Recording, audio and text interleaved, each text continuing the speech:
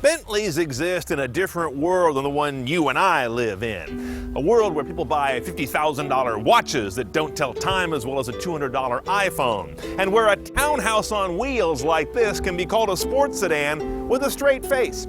But if you want to arrive more refreshed than when you started your drive, there are about 2 or 3 cars in the world to consider, and this is one of them. Let's drive the 2014 Bentley Flying Spur and check the tech. Now, the 2014 Flying Spur is this big curvy bastard that has got mostly an aluminum body shell, which helps keep its portliness manageable. Beyond that, spot one by its very different new tail lights. Also, a different mass front and rear. Compared to the Mulsanne we drove recently, it's got a much more reduced schnoz and a flatter cut-off rump.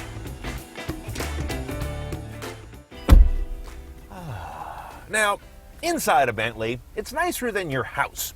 That's kind of the idea. Genuine materials everywhere, leather and real wood, of course, real metal in places. I've shown you these before. These are what they call their organ stop vent knobs. And in fact, all they are is electric switches, but they are dampened to feel like mechanical plungers, if I recall correctly. In the center of those gauges, you've got a fairly familiar Audi-esque sort of a helper screen in there. And of course, over here is the main head unit, which I appreciate because it has nice, big touch zones. In other words, the buttons. Not a fiddly little detailed thing. That's a nuance lost on many automakers. Now, down here in the drive control center, we basically are faced with our shifter and some suspension settings. There's not a whole lot of other drive mode controls, even though this car has a massive high-tech power plant. In terms of our shifter, it's a one-choice only gearbox on this guy, an 8-speed automatic with your drive position, sport position, and traditional gate to the side. Nothing unusual there. Look at these chunky shifters up here, these paddles on the steering column. My gripe about those is they don't extend down, only up, so you got to keep your hands up here to get to the shifters. It's interesting how cars that cost a ton of money tend to insult you the most. For example, on this Bentley, as far as I understand it, that rear camera is optional. You're kidding, right? And over here on the headlight control, I don't see an automatic setting. That apparently is optional too, or not available? I don't believe that. Once you do pony up for that rear camera, you do have a ton of settings on it though. From angle of view to color and contrast, you don't see that very often. And of course, your sonar can be in or out. The map quality is good. It's not cutting edge. They're not doing anything here I've not ever seen before. You notice, though, it's got good response. I'm dragging around the map in this case, for example, and it's really responsive. So there's some good processing or optimization in here. Now, in terms of the output, we have the basic sound system here, probably one of the best you've ever heard. It does sound really good to my ears. There is an optional name audio, N-A-I-M, that is over the top, using 1,100 watts through 13 digital channels into what are called balanced mode radiators. They're round, flat panel speakers that have much better imaging because they don't aim treble frequencies like a rifle shot, they disperse them more broadly. So goes the science. One other thing, I find this beautiful sunglass holder quite a work of art and engineering. It's really quite nice. I'd have liked to have seen as much time spent on some kind of new universal smartphone holder. Instead, you just throw it in the console up here like you do on any Toyota. Even on our low-option Flying Spur, the rear compartment is just a beautiful place to spend time. Down here, this fixed or detachable touchscreen remote is impressive.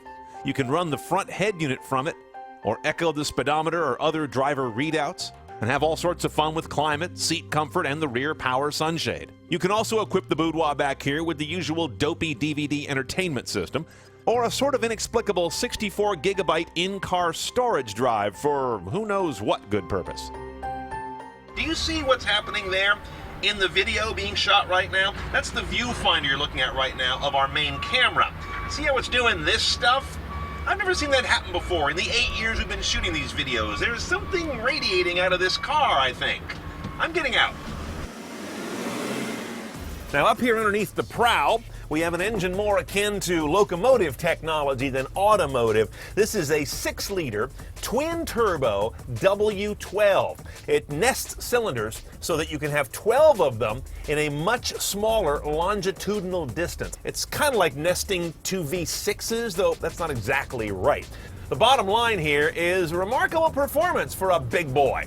This is a fat man who can dance. 0 to 60 in 4.3 seconds. That's almost 5,500 pounds of car before you even get in it.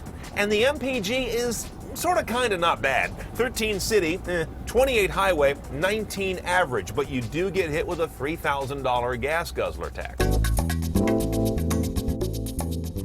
Now, driving this big boy, you're not sure if you should be wearing black tie, a chauffeur's cap, or train conductor's overalls. I mean, it's extremely formal environment in here.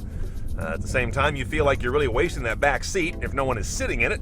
And at the same time, you're also dealing with prodigious power. So it's an interesting mix of experiences. Now, the first thing that bothers me about this car, and again, it's pre-production, they may iron this out, is the throttle response is really annoying. Initial tip-in is basically numb, then you get a ton of power. It's very tedious to drive this car in everyday traffic. Get into sport mode or manually shift it, and you really get some amazingly nice, effortless power, as you might expect. Now, about these suspension modes, I'm in, full comfort right now. It's very comfortable in terms of the actual vehicle body dynamics, but underneath that, I'm getting a harsh undertone of a lot of road chatter. I don't find it as luxurious as it should be. Again, that may be tuned up by the time this car is in full production trim. I suspect it will. Otherwise, I think I get a better ride out of a garden variety Lexus LS, to be honest. Okay, let's price our 2014 Flying Spur just for sport. Starts off at $206 or so because the base car has a $2,800 delivery charge and, as I mentioned, a $3,000 gas guzzler tax. Then you begin to add some packages and some options to get it CNET style. Here's what I would do. Rear camera, an insulting $1,200. Wired phone handsets, I love that idea, $1,000. Rear multimedia system, I'd pass all day long, but it's $7,300 if you happen to have kids. A panoramic glass roof with a solar passive cooling technology, that's $1,000, I would do that all day long.